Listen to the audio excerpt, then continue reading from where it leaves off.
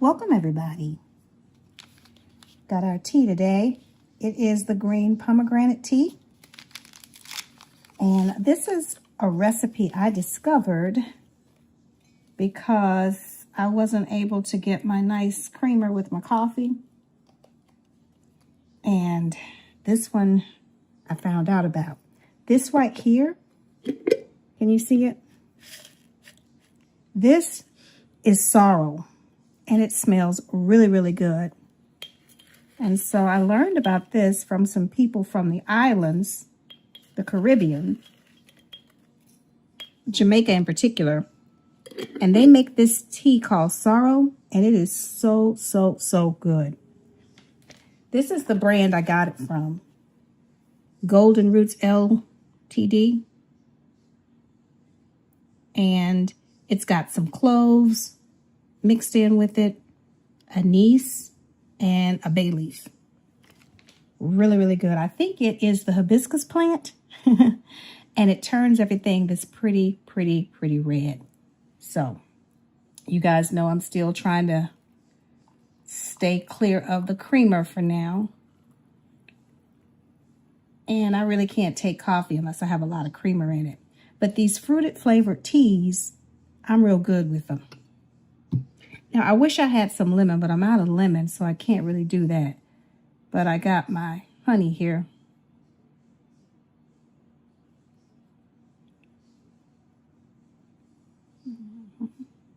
I hope you guys have been having a good day.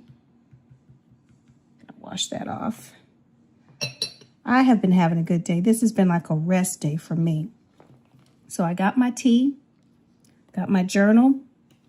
I'm going to have my quiet time, and we'll be right back.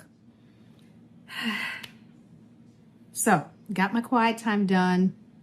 It is a little late, guys. I have had one of those days where I just slept in, so it's not morning anymore. But you know what? I'm still going to have my quiet time. I'm still going to follow my little systems that I got. But today, what I wanted to tell you guys about was my Groundhog Day Experiment. And I'm telling you, there is something to this. I am so blown away by how well this experiment worked for me. I see why Steve Jobs did it. I see why Mark Zuckerberg did it, because you get great results. Now, I got some notes here, so if I'm looking down over here, it's because I'm looking at the notes. I'm going to try to put some screenshots in here because you guys know I am an educator. I'm a therapist, so I like to have notes. I like to have evidence. I like my rubrics. So I made one because I didn't want to just go by, oh yeah, it felt like it was working and I got this done. I wanted to have a little bit of evidence, some hard facts. So I can say, you know what, this is something I need to keep in my toolbox.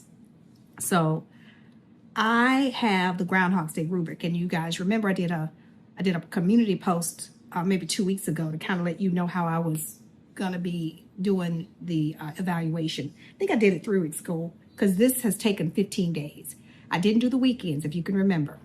I did 5 days, Monday through Friday, where I did a Groundhog's Day, just for those people that don't know. That means I wore the same shirt. I got 4 t-shirts from Walmart, and I had 3 pair of blue jeans. And so what I did was I wore the same navy blue shirt. I had the same type of jeans. I wore the same shoes. I even kept my hair the same way, okay? I also kept the same food, and I'll try to insert some pictures. I kept the same food pretty consistently every day. Now, my food wasn't that appetizing, guys, because you all know I'm trying to lose about 15 pounds, and so your girl had to kind of keep the diet nice and tight. So I'm going to try to include some pictures of the meals as well, so you guys can see what I did. So I kept the same meals, and I also kept the same basic activities, right? I had 3 basic activities. If you guys know, I used my daily dashboard. That had to be part of it. And so in the first core 3, I had the first 3 activities that I needed to make sure I did every day, right? And I wanted to make sure that I had my workout activity consistent. I wanted to make sure that I was consistent with posting these That Gal YouTube videos. I wanted to make sure I did that.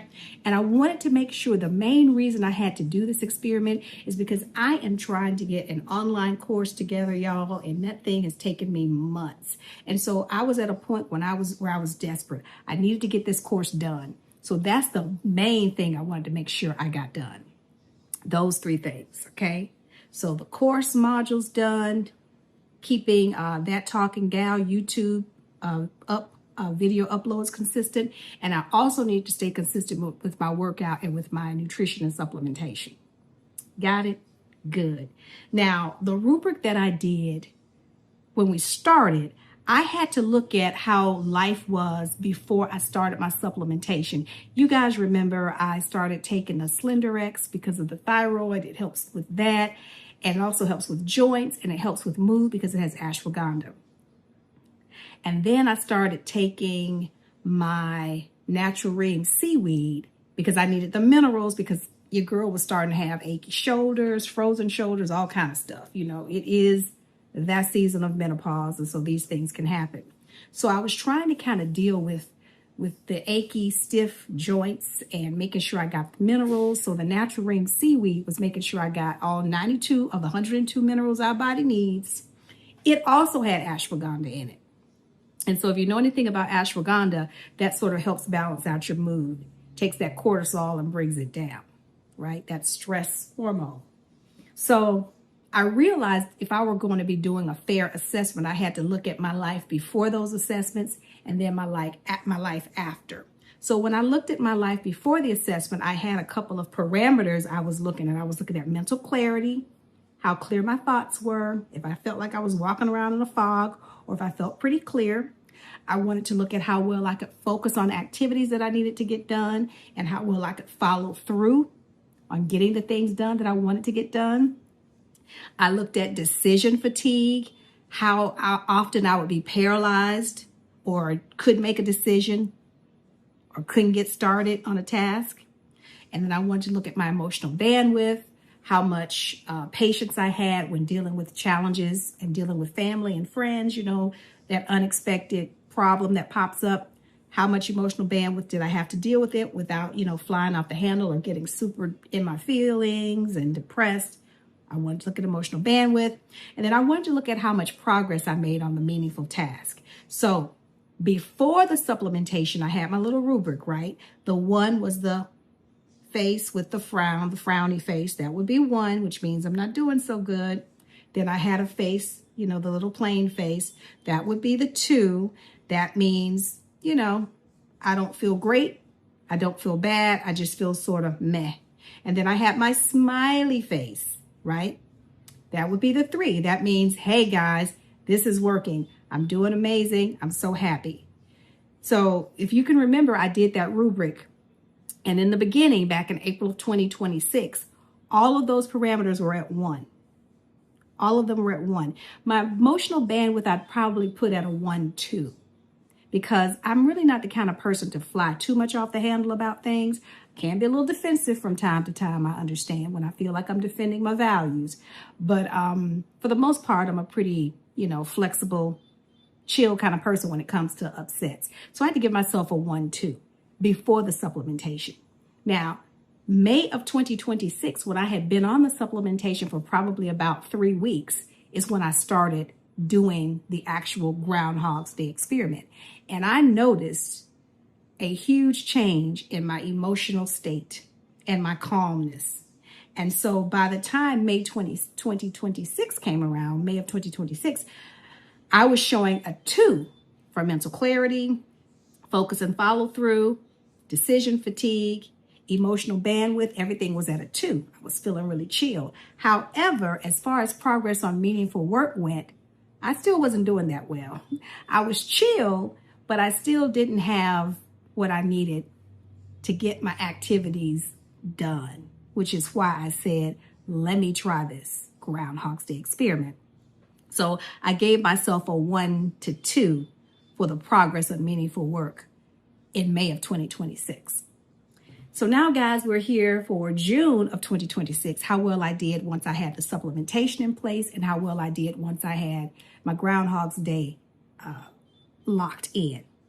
So I want you guys to understand that I am so blown away by how well that worked for me. And I'm telling you right now, I may not be able to do it every day because eating the same thing can get a little difficult. You know what I mean? Wearing the same thing can be a little difficult. Although I preferred wearing the same thing to probably eating the same thing.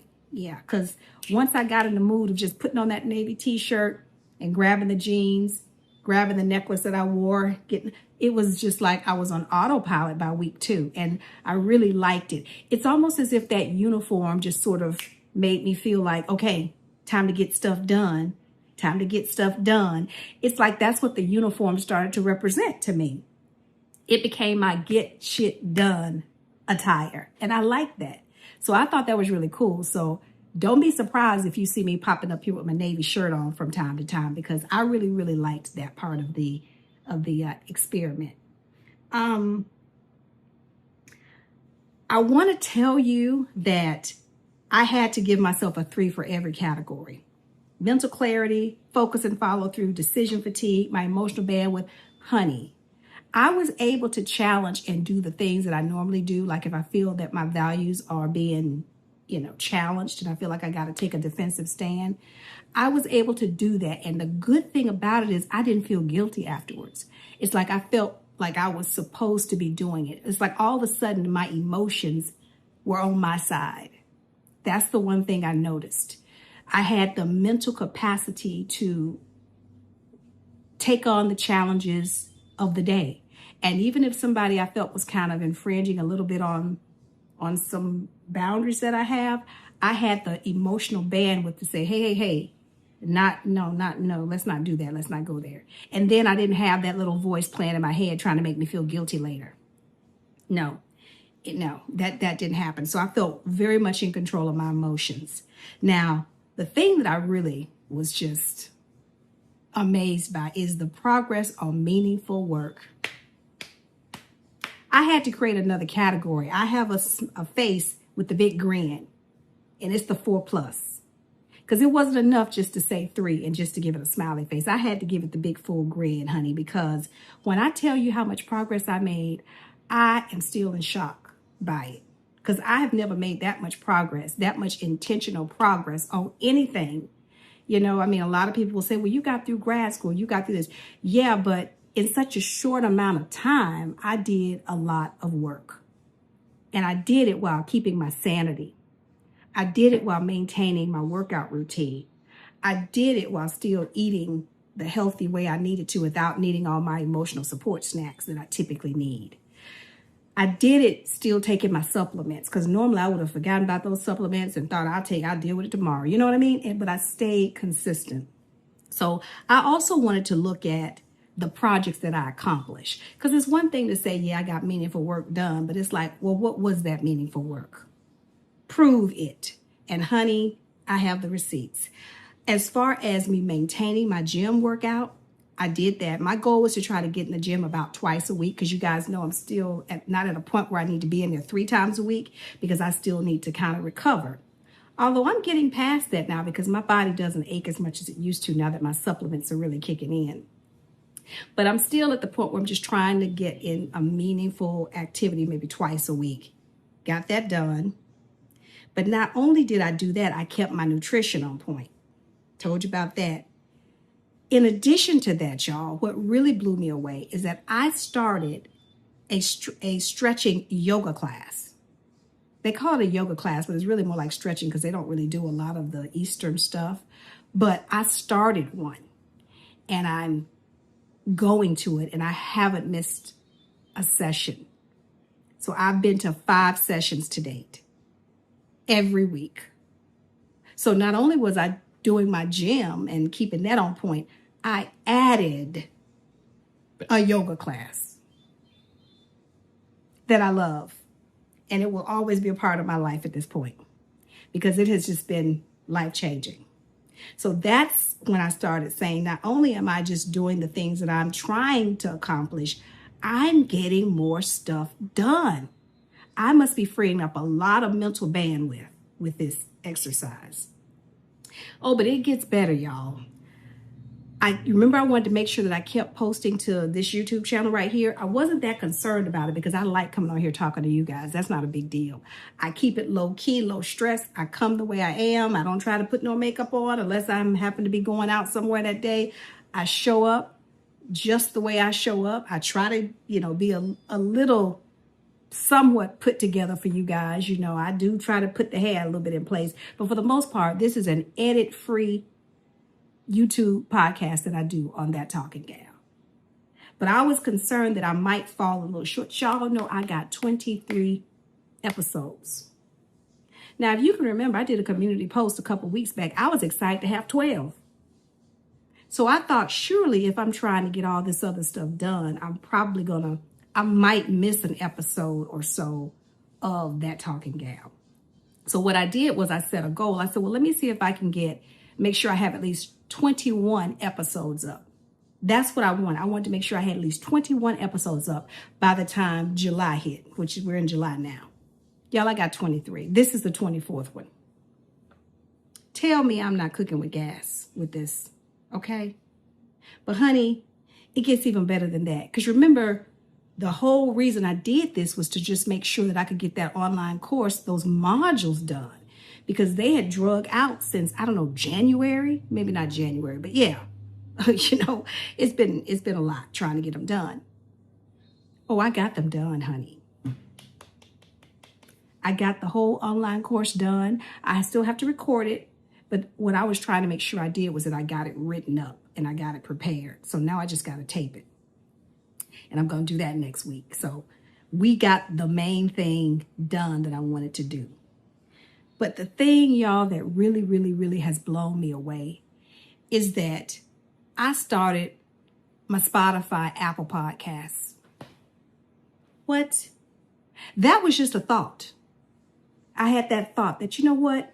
I like That Talking Gal. It's the place where you guys get to see me be me. This is the kitchen. This is my kitchen.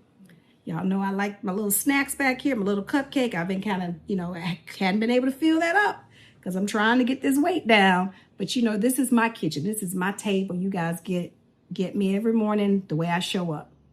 But I wanted to do something a little bit more polished, right? Where I'm just talking about the frameworks, because I really have a passion to help people that are struggling with these executive function challenges.